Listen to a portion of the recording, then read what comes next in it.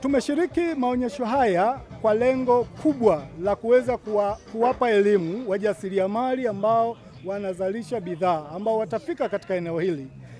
Na tumesema kwamba utaratibu wa TBS kupata hii alama ya ubora kwa wajasiriamali wadogo ni rahisi sana.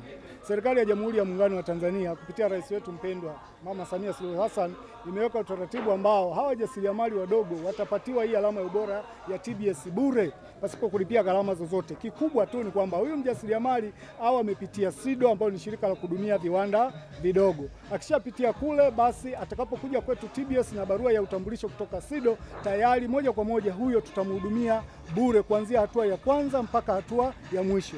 Hilo ndio lengo kubwa ambalo tumekuja katika maonyesho haya, kwamba tuwape hizi taarifa njema. Mtu asiweze kuendelea kuzalisha hizi bidhaa pasipokuwa na alama ya ubora ya TBS. Wengine wanasema ni gharama, lakini la hasha. Gharama hizo serikali inabeba. Yeye ni wajibu wake kufuata haya maelekezo ambayo tutamuelekeza katika maonyesho haya, lakini na sehemu zingine hasa walioko mawilayani tunawatembelea huko, tunawapa elimu.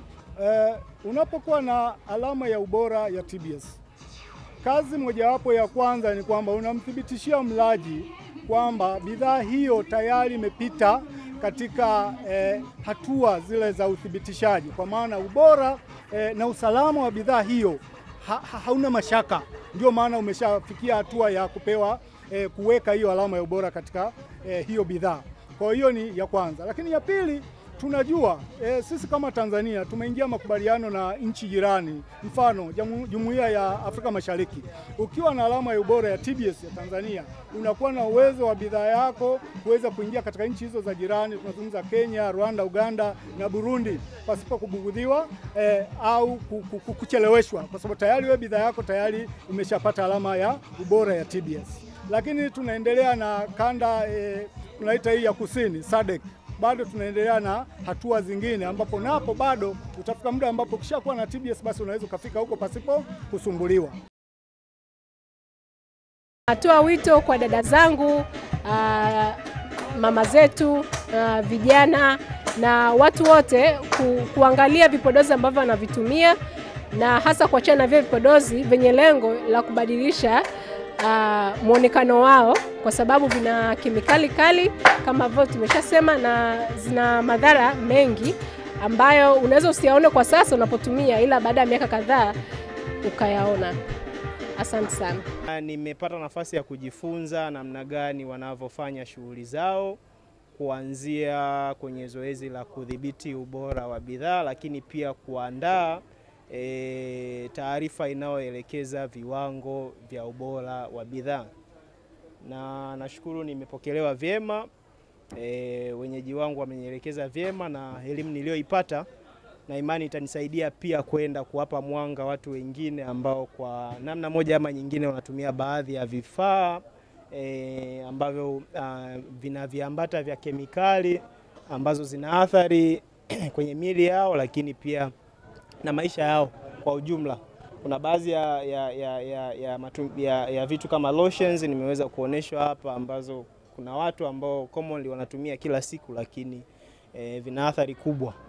Kwa hiyo nimepata nafasi ya kuliona hilo na nashukuru sana. Unaambia nini TBS kwenye swala zima la uelimishaji kwa matumizi ya wazidi kuongeza kasi ya kupanua wigo wa kutoa elimu, maana kama nilivyosema awali, kuna baadhi ya bidhaa ambazo nimeziona hapa mpaka hii leo zinatumiwa na watu, na imani kwa namna moja ama nyingine hawana ufahamu zaidi wa athari ambazo wanazipata kutokana na matumizi ya bidhaa hizo. Kwa namna nilivyopokelewa hapa, nilipokelewa vizuri, na pia nimepata maelekezo mazuri sana ambayo yamenifundisha kwa upana, haswa katika swala la udhibiti wa baadhi ya mafuta na vyakula ambavyo vinazalishwa kwa watu na kwa local peoples na watu wengine. Nimepata elimu kubwa sana ambayo imenifumbua kiakili. Mimi mwenyewe nilikuwa mmoja wapo mwanga ambao nilikuwa natumia baadhi ya cosmetics na mafuta ambayo ni sio mazuri kwa afya. Kutokana nilivyokuja hapa, nimekuja kupata elimu kubwa sana ambayo imenifanya mimi mwenyewe niweze kuachana na hayo mafuta kutokutumia pia, lakini pia kuwashauri wengine wasiendelee kutumia hayo mafuta kwa sababu yana madhara.